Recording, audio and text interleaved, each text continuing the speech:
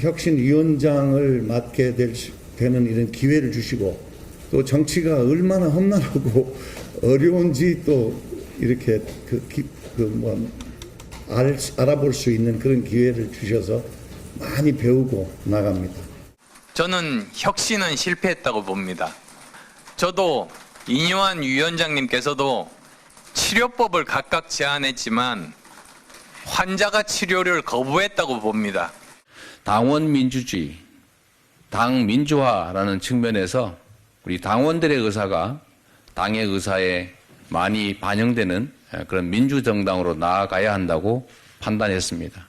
황교안 자유한국당 대표와 태극기 부대와의 결합. 총선에 패배했습니다. 우리가 지금 가려고 하는 그 꼴은 바로 그 모습을 닮아가고 있다라고. 네, 한 주간의 여론 흐름 짚어보겠습니다. 배종찬 인사이트 K 소장, 이은영 휴먼앤데이터 수장 나오셨습니다. 어서 오십시오. 안녕하십니까? 네, 배 수장님, 윤석열 대통령 지지율이 갤럽에서는 지난 조사와 동일했고 NBS 리얼미터, RN서치에서는 소폭 하락했습니다. 한 주간 대통령 지지율에 영향을 준 현안은 어떤 건가요? 네, 큰 폭의 변화는 없습니다. 그래서 계속해서 대통령의 지지율 추세 박스권으로 설명을 해야 될 것 같고요. 현상을 보면은 대통령 지지층들은 결집을 하는데 중도나 무당층이나 수도권이나 MZ 세대는 흡수되지 않는 그런 현상이 또 지속되고 있는데 특히 경기 인천 경기가 조금 흡수되다가 최근에 뭐 경제 이슈 또 국민의힘 혁신 이슈 각종 이슈들이 특별하게 호재는 없거든요. 네. 이런 이슈들이 영향을 미치면서 계속 박스권 내에서 그러니까 2개월 전, 4개월 전, 6개월 전 지지율이나 지금 지지율이 별로 차이가 없는 결과로 나타나고 있습니다. 부산 엑스포 유치 실패도 지지율 흐름에 영향을 주고 있습니까? 줬다고 봐야 할 것 같고요. 이번 그 갤럽 자료를 보면은 부울경 지역에서 5%포인트 굉장히 큰 폭으로 하락을 했거든요. 긍정평가가. 그래서 이건 줬다고 봐야 될 것 같습니다. 네. 정당 지지율이 갤럽에서 국민의힘은 전주보다 상승, 민주당은 하락했고 NBS에서는 국민의힘은 2주 전과 동일, 민주당은 상승했습니다. 네. 리얼미터에서는 양당이 모두 하락했고 RN서치에서는 국민의힘 하락, 민주당 상승. 이 여론조사 기관마다 뭐 다 지금 네. 들쑥날쑥해가지고 네.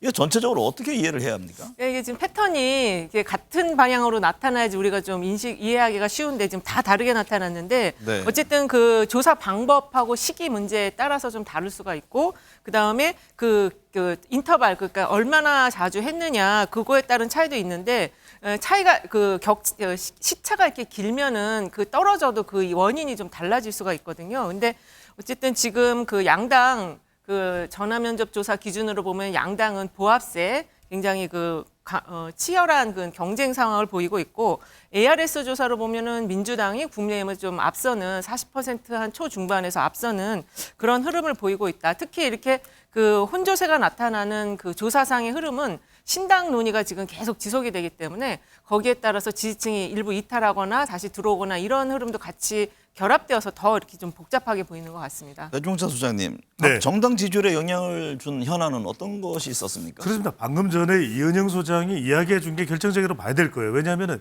정당의 지지율을 구성하는 것이 이념, 또 정책 아니면 사람인데 사람입니다. 사람과 관련된 이슈가 불거질 때는 아주 이 불확실성, 또 오르락 내리락 하는 것이 굉장히 불규칙성이 커집니다. 그러니까 최근에 국민의힘을 보더라도 김기현, 이뇨한, 이준석, 한동훈 뭐 어느 쪽에 좀 더 비중이 주어졌냐에 따라서 변화가 있고 말고 이런 현상이 생깁니다. 그래서 다른 경우보다도 우리 정은가 베이커께서 잘 지적을 해주셨듯이 조사마다 조금씩 더 차이가 나는 이유가 바로 그런 현상이고요. 또 더불어민주당을 보더라도 뭐 이재명 대표와 관련된 뭐 재판 받았다 아니다 또 뭐 이낙연 전 대표 관련 김부겸 전 총리 이런 식으로 계속해서 사람이 언급되는 비명계, 친명계 이럴 때는 계속 지지율이 요동칩니다. 그 현상이 가장 크게 영향을 미치고 있다고 봐야 될 겁니다. 이은영 소장님, 네. 갤럽 조사를 보면 내년 총선에서 정부 견제론이 정부 지원론보다 크게 우세한 것으로 나타났는데요. 네. 지지율에서 당 지지율에서 국민의힘이 더 높은 것으로 조사가 됐거든요. 네. 근데 이걸 어떻게 해석을 해야 합니까? 그러니까 지금 그 현 정부 지원, 여당 지원 의견이 35%고요. 야당 견제를 위해서 야당을 지원해야 된다고 51% 나왔는데 정당 지지율하고 비교해 보면 여당 국민의힘 지지율하고 거의 35% 똑같이 나왔어요. 그리고 민주당의 경우는 33% 정당 지지율인데 내년 총선에 견제를 하기 위해서 야당을 지지한다고 51까지 올라왔으니까 일단은 중간 평가, 그러니까 현 정부에 대한 그 중간 평가 심판의 기조 하에서 그 지금 현재 이제 민주당의 경우는 현역 의원에 대한 불만도 여기 조금 반영이 되어 있다라고 볼 수가 있을 것 같고요. 네. 그래서 이제 내년 총선에서 투표를 어느 당으로 하겠느냐, 이거는 또 양당 모두 조금씩 올라가더라고요. 그래서 총선을 놓고 어느 당을 투표하겠느냐라고 보면은 결집도, 지지층의 결집도가 조금 더 생기고, 그리고 이제 견제론이냐 뭐 지원론이냐 이렇게 총선의 구도를 기준으로 보면은 야당 견제를 위한 야당 지원이 높다, 이렇게 보면 되실 것 같아요. 배준찬 소장님, 여권 우세 지역으로 꼽히는 부산, 울산, 경남 지역에서 네. 윤 대통령 지지율이 하락했습니다. 그렇죠. 이게 엑스포 유치와 관련이 있습니까? 무관하다고는 할 수 없겠죠. 네. 근데 이제 무관하다고 할 수 없는 것은 이제 엑스포만이냐 아니면 엑스포 유치 불발 외에 다른 이슈가 있느냐. 불발 외에 다른 이슈가 있다고 봐야 되겠죠. 그렇기 때문에 좀 더 근본적인 PK 지역에 대응을 해달라.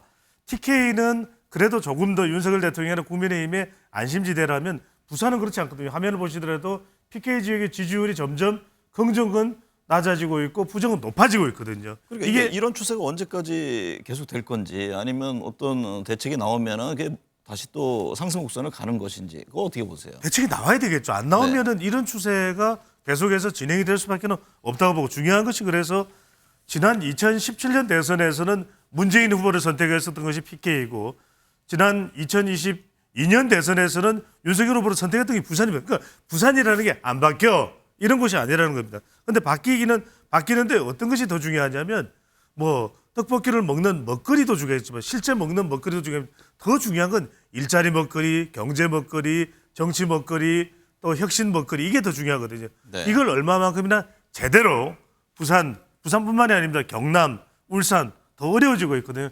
여기에 정부가 내놓느냐, 이게 핵심이라고 봐야 되겠죠. 그래서 그런지 윤 대통령이 지난 6일에 경제부처 장관 재계 총수들과 부산을 방문해서 네. 글로벌 거점 도시로 삼겠다 의지를 강조했습니다. 네. 이 같은 행보가 부산, 울산, 경남 지역 민심에 어떤 영향을 줄까요? 일단 이 글로벌 거점 도시라는 게 상당히 좀 추상적일 수 있거든요. 네. 그래서 이 엑스포 유치 실패에 따른 부산 민심을 달래기에는 조금 적절하지 않고 너무 추상적이다. 그래서 아마 이 좀 세부적인 정책도 같이 제시가 됐던 것 같아요. 가덕동 신공항이라든지 산은 이전, 북한 재개발 이런 것들도 이야기를 같이 했는데, 사실 이런 것들은 또 다 이해관계가 있는 정책들이다 보니까 이게 과연 될까? 또 부산 민심에서는 그렇게 받아들일 수도 있을 것 같습니다. 문제는 대통령이 부산 이제 비기닝이라고 다시 출발하자 이렇게 얘기를 했는데, 그러한 모습이 좀 부산 민심으로 볼 때는 좀 잘 받아들여지지 않을 것 같아요. 이미 실패를 했기 때문에. 배 수장님, 국민의힘이 내년 총선 판세를 자체 분석한 결과 네. 서울 49석 가운데 우세 지역은 6곳 정도인 것으로 알려졌는데요. 국민의힘 입장에서 보면 이건 매우 심각한 상황 아닌가요? 그렇죠. 그런 이유의 결정적인 것은 대통령 지지율입니다. 대통령 지지율을 지금 한국 갤럽 기준으로 50% 이상, 55% 그러면 어떤 걱정을 하겠습니까? 걱정을 안 할 겁니다. 그런데 서울 지역도 그렇고 인천, 경기 지역, 수도권이 중요하다고 하는데 그렇지 못한 것을 국민의힘 자체 조사에서도 그런 경고장을 날리고 있다. 그럼 지금 중요한 것이 이 경고장을 받아든 국민의힘 지도부나 윤석열 대통령, 또 국민의힘 내부에서 어떻게 소화할 것인가가 중요하겠죠. 중요한 건 앞으로 시간이 남아 있습니다. 정치는 생물이고 선거는 미생물이기 때문에 더 빠른 속도로 움직일 거예요. 근데 중요한 것은 수도권과 관련된 이런 혁신, 또 기득권을 하방 내려놓을 수 있는 그것을 하느냐. 그러니까 영남에서의 중진 불출마, 험지 출마가 단순히 지역에 털을 닦아 놓은 의원들에게 왜 그래? 이런 차원이 아니라 그렇게 해야만 수도권의 민심이 움직일 수 있다는 것이거든요. 그런 부분을 하태경 의원이나 윤석열 의원은 정작 수도권에 출마해야 되거나 이제 지역구가 수도권에 있는 의원들은 절실하게 절감하고 있는 내용이거든요. 그래서 중요한 것은 어떻게 인물 교체를 하느냐, 또 수도권의 이 무당청, 중도청 2030 MZ세대의 인구가 다른 곳보다도 스윙보터들 부동층이 많거든요. 이들을 끌어낼까 하는 혁신과 특단의 대책이 적어도 10월 말 1월 초에 나올 수 있느냐. 이게 핵심이라고 봐야 되겠죠. 정치는 생물이라는 얘기는 알겠는데 선거가 미생물이라는 건 무슨 의미입니까? 네. 네. 이인영 소장님, 네. 국민의힘이 경합 열세인 지역만 3분의 2가 넘는다는 이야기도 있던데요. 물론 선거 이제 아직 뭐 남았죠. 네. 여러 이제 변수가 그 사이에 어떻게 뭐 전개될지는 누구도 예측하기 어려운데 서울 민심 향후 어떻게 보세요?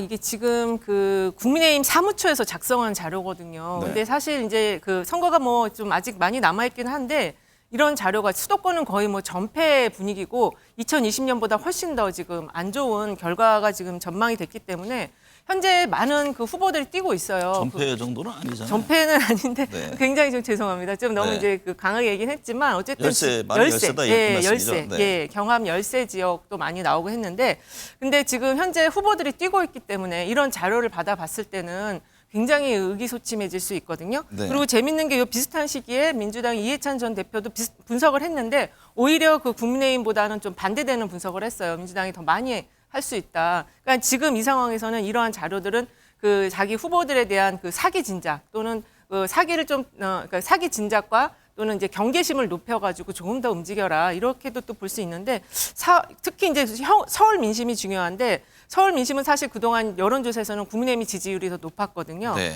그러니까 지금 남아있는 변수는 지금 이런 상황 속에서 가장 중요한 거는 역시 대통령 지지율을 올리는 것, 그 다음에 그 좋은 인물을 호감이 가는 인물들을 선택해서 내보내는 것 이 두 가지가 되지 않을까 싶습니다. 배 소장님, 지난 네. 21대 총선 당시에 그 총선에 대한 기대 여론조사 결과 문재인 정부 지원이 견제 여론보다 높았고 그렇습니다. 결과 역시 민주당이 더 많은 의석을 차지했잖아요. 현재 윤석열 정부 견제 여론이 많은 상황인데 그렇다면 내년 4월 총선에서 시사하는 바는 어떤 겁니까? 상당히 지금 국민의힘이 제대로 혁신하거나 총선 대응을 하지 않으면 그만큼 힘들어질 수 있다는 것을 방증하는 겁니다. 네. 지금 우리가 그래프 화면으로 보여주실 수 있을지 모르겠는데 지난 2020년 총선 때는 한국갤럽 기준으로 대통령의 지지율이 거의 한 60% 가까이 되거든요. 그러니까 네. 60 곱하기 300명 의석수를 합하면 180석이에요. 이게 이른바 대통령 지지율에 따른 총선 의석수 예측 분석법입니다. 그런데 지금은 조금 다르긴 합니다. 대통령의 긍정 지지율과 이재명 대표가 그대로 대선 후보가 존재하고 있는 상황이기 때문에 민주당의 지지율과 대결을 하고 있는 구도입니다. 그런데 총선 구도를 보면은 야권에 유리해요. 그러니까 야권에 유리한 그런 구도가 총선 구도상으로 만들어지고 있는 것을 지금 화면으로 보이고 계시는 것처럼 그건 뭐냐 하면은 대통령의 임기 중반에 실시되는 선거는 선거 대통령에 대한 국정평가 심판 성격이 강합니다. 네. 그런데 이제 한 가지 좀 이전과 차이 나는 점은 민주당의 지지율이 이 정권 견제론이나 정권 심판만큼 미치지는 못해요. 네. 한국갤럽 조사 결과를 보더라도 꽤 차이가 있습니다. 그렇다면 여전히 민주당도 경쟁력이 살아나지 않고 있다. 이건 이재명 대표의 리스크가 그만큼 크다. 이렇게 볼 수가 있는데 그래서 서울 지역에서의 지지율은 썩 잘 나오지가 않고 있어요. 그렇다 하더라도 지금 현역들이 더불어민주당이 다수이기 때문에 현역 프리미엄도 있기 때문에 국민의힘은 여러 가지로 어려운 상황입니다. 제대로 혁신하고 어떻게 하면 인요한 혁신에는 불발이 됐는데 이걸 다시 좀 불을 지필 수 있는 결단 또 혁신 나와야 되겠죠. 이은영 소장님, 네. 총선 이제 내년 4월 10일이잖아요. 네. 총선 판세가 보통 언제쯤 결정이 납니까? 사실 지금 이제 각 당에서는 지금 아까도 이제 사무처에서 벌써 이 자료가 나온 걸 보면 12월에는 한번 전체 판세 분석을 위한 조사들을 진행을 하는데 네. 이제 실제적인 이제 진짜 좀 의미 있는 판세는 양당의 대진표가 나와야 돼요. 대진표가 나오는 시기가 2월 한 하순께쯤 되니까 이제 그때부터는 좀 본격적으로 예측도가 높은 그런 판세 분석을 할 수가 있는 거죠. 네. 국민의힘 첫 총선 영입 인재 발표했잖아요. 이수정 교수, 구자령 변호사 등등 5명인데 국민의힘이 영입한 인재들에 대한 여론은 어떤가요? 별다른 주목도는 없는 것 같아요. 네. 그때 말씀드렸지만은 지난번에도 우리가 대선 전에도 사실은 그랬어요. 그리고 또 이제 지방선거를 앞두고 몇몇 이제 인재 영입을 시도했는데 더불어민주당도 그렇고 국민의힘도 그렇고 별로 효과가 없어요. 그 이야기는 뭐냐면 지난 대선부터 지방선거 그리고 강서구청장 보궐선거 또 내년 총선까지는 말 그대로 윤석열 대통령 대 이재명 대표 또 몇몇 이제 뭐 주요 굵직굵직한 인물들이 있습니다. 한동훈, 이낙연 뭐 등등도 있습니다만 대체로 이런 주요 인물들에 의해서 대결 구도가 만들어지기 때문에 그 외에 누구를 영입했다. 삐뽀 그다음에 뭐 하정훈 원장 그다음에 이수정 교수 저 사람이 범인일 거예요. 이건 별로 그렇게 썩 통하지가 않는다는 거죠. 네. 민주당 살펴보겠습니다. 이은영 소장님, 민주당이 총선 전략공천관리위원장에 정세균 전 총리계로 알려진 안규백 의원을 임명했는데요. 비명계가 반발합니다. 어떤 이유죠? 일단은 이 안규백 의원님이 이제 그 정세균 전 총리 계이긴 하지만 지난 대선을 거치면서 이재명 대표에 대해서도 상당히 많은 이제 지원과 역할을 하셨거든요. 그리고 지금 이분은 그 전략선거구 이번에 그 발표되고 나서 전략선거구를 최소화해서 당원이 직접 뽑는 그러한 그 후보들을 뽑겠다 이렇게 얘기를 일성으로 냈어요. 현재 그 당에서 전략 지역으로 선정할 수 있는 게 그 당원 당규상에는 20% 정도여서 한 30석 정도가 그렇게 될 수 있는데 네. 이제 그런 부분을 경쟁을 하겠다, 당원들이 직접 뽑는 경선으로 하겠다라고 하니까 상당히 좀 반발을 하는 것 같습니다. 그리고 이분이 이제 그 정세균계로 알려져 있었기 때문에 그 인맥 관계가 좀 굉장히 넓거든요. 그러니까 현재 그 총리 연대와 관련해서 이재명 대표 측 입장에서도 모종의 역할을 할 수 있다. 그리고 본인 스스로도 사사로운 이념보다는 당의 승리를 위해 최선을 다하겠다고 말해서 이게 지금 비명계 쪽에서는 우리에게 뭔가 또 불이익이 있지 않을까 그렇게 생각해서 이런 목소리가 나온 것이 아닌가 생각됩니다. 회 수장님, 예. 민주당이 1호 청년 정책으로 월 20만 원대 기숙사 5만 호 공급 계획을 발표할 것으로 전해졌는데요. 지금 뭐 총선을 앞두고 민주당뿐만 아니라 여야 청년을 위한 정책들 내놓지 않겠습니까? 그렇습니다. 네. 2030 세대를 위해서 또 더군다나 청년들을 위해서 이런 정책을 하는 것은 고무적이고 환영받을 만한 일입니다. 또 국민의힘도 더 적극적인 유사한 정책을 좀 펼쳐 나가면 좋겠는데 조금 이제 지적하고 싶은 건 이런 부분이에요. 20만 원, 5만 원 이게 그러면 제대로 실현이 될 건가? 파격성은 있고 굉장히 기가 솔깃한 정책입니다. 그런데 어디다가 기숙사를 5만 원을 세워야 될지 대체로 수도권이 될 가능성이 높은데 지금 공공주택 짓기도 쉽지 않은데 5만 원을 어디다가 대학 이 캠퍼스 내에서 세우는 것이 가능할지 그러니까 굉장히 좋은 아이디어입니다. 근데 네. 이게 얼마나 실천될지 사실 이런 좋은 아이디어가 있으면 더 머리를 맞대는 건 필요합니다. 실천 가능하도록 또 실천 가능해야 되고요. 또 하나 더 중요한 것은 이런 정도로 할 것 같으면 왜 이 비례대표도 그렇고 공천 주는 데 있어서 청년을 더 배치했으면 좋겠어요. 지역구도 청년 40%, 그다음에 비례대표는 청년 50% 이런 정책들을 속속 또 발표를 하면 좋겠습니다. 이은영 수장님, MBS 조사 결과 윤석열 정부 주요 장관들이 내년 총선에 출마하는 것에 대해서 부정적인 의견이 높게 나왔는데 이게 어떤 점을 시사합니까? 이게 지금 부정적 의견이 59%고 긍정적 의견이 32%여서 지금 현재 대통령 지지율과 비슷한 수준으로 나왔는데요. 네. 아무래도 이제 그 내각의 장관들은 현재 대통령을 그 이제 뒷받침하는 그런 역할을 했기 때문에 지금 상황에서 내년에 이제 그 현 정부 중간 심판 성격의 총선인데 이걸 뒷받침했던 사람들이 그대로 나와서 또 비슷한 목소리를 내면은 국민들 정서에 지금 맞지 않기 때문에 근데 한동훈 장관 총선 차출에 대해서는 찬성 의견이 많다면서요. 그거는 아무래도 이제 그 좀 새로운 바람을 좀 일으켜라, 젊은 인물로서 새로운 바람을 일으켜라는 그런 약간의 기대감이 있는 거지. 네. 실제 속마음은 상당히 지금 이번에 크게 질 수도 있다라는 위기감 속에서 그 한동훈 장관을 선택한 것이 아닌가 그렇게 생각이 듭니다. 배 수장님, 매트릭스 조사 결과 신당 창당할 경우에 지지할 의향이 없다는 여론이 68%로 매우 높은 것으로 나타났습니다. 그러면 30%대 이 부당층 흡수할 제3정당 이게 만만치 않다고 봐야 합니까? 그렇죠. 그럴 수밖에 없는 것이 제가 계속 거듭 말씀드리면 내년 총선은 대선 연장전이에요. 네. 그러니까 윤석열 대통령 대 이재명 대표의 끝장 대결. 그러니까 지역구에서는 어차피 한 표라도 더 많이 표를 얻는 후보가 당선되는 것이기 때문에 제3당은 지역구 어려워요. 그러면 이제 비례대표인데 비례대표는 또 병리평이냐 준연동형이나 아직 결정도 안 됐어요. 그다음에 이제 제3당 쪽으로 가려면 누군가가 뭔가 이 이념 철학이죠. 그다음에 정책, 그다음에 사람 이게 돌풍과 해오리 바람과 이런 걸 일으켜야 되는데 뭐 이준석 신당도 주목을 합니다. 또 이낙연 신당도 주목을 합니다. 하지만 그렇기에는 그 주목도가 아주 높지는 않다. 이렇게 봐야 되겠습니다. 이은영 소장님 어떻게 보세요? 지금 대표적인 게 이준석 전 대표 뭐 신당 움직임 두드러지잖아요. 네. 금태섭 전 의원 뭐 저 정의당의 유 의원도 뭐 하겠다고 했습니다만 그 와중에 지금 이낙연 전 대표도 뭐 신당 창당 가능성을 지금 시사하고 있는데 네. 총선을 앞두고 어떨 것 같습니까? 일단은 이게 그 대선 주자급의 후보들이 이제 그 신당 창당을 주도해야 하는데요. 지금 이낙연 전 대표는 그 최근에 이제 갤럽에서 나온 차기 지도자 여론조사 결과를 보더라도 좀 거기에 많이 부합하지 못하고 있어요. 네. 오히려 지금 이준석 오늘 여기 나온 그 이준석 전 대표 같은 경우는 최근에 이제 그 한 조사에 따르면은 신당 창당을 하길 바란다라는 의견이 21% 정도 나와서 처음에 당 만들겠다고 할 때보다는 지금 좀 지지세가 약간 붙는 그런 흐름을 보이고 있거든요. 네. 근데 어쨌든 지금 이제 최종적으로 선거 국면에 들어가면 결국 이제 얼마나 좋은 역량 있는 인물들을 그 지역에 내보내느냐 이게 가장 중요하지 않을까. 선거구제 그 문제와 함께 그 인물론이 저는 가장 중요하다고 생각을 해요. 대구 경북에서 이준석 신당에 대해서는 어떤 시각일까요? 현재 지금 뭐 반대 관심 없다는 의견이 42% 나오고 좋지 않게 본다라는 의견도 높게 나오고 있긴 하지만 네. 그래도 아까 좀 전에 말씀드린 것처럼 신당 창당을 바란다가 21%, 그다음에 무소속으로 출마해라가 8% 나와서 그리고 또 국민의힘으로 복귀해라도 23%가 나왔어요. 그래서 어쨌든 이준석 대표가 정치 영역에서 뭔가 역할을 해주길 바라는 그 마음이 상당히 있다 이렇게 좀 볼 수 있을 것 같습니다.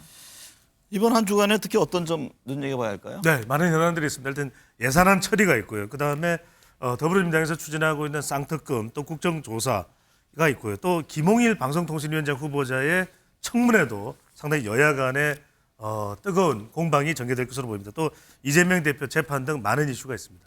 이은영 소장님은 지금 이제 김건희 여사의 특검에 대한 문제가 사실 12월에 가장 핵이 될 문제라고 보고 있고요. 근데 한 조사를 보면은 대통령이 그 특검법에 따라서 거부권을 행사하지 말아야 된다는 의견이 70%까지 나왔어요. 그래서 지난번 조사보다 이게 더 올라갔고, 사실 서울 같은 경우는 77%까지 나와서 수도권에 지금 악화된 민심을 좀 보여주고 있기 때문에 이 특검법 처리가 가장 중요할 것 같습니다. 네.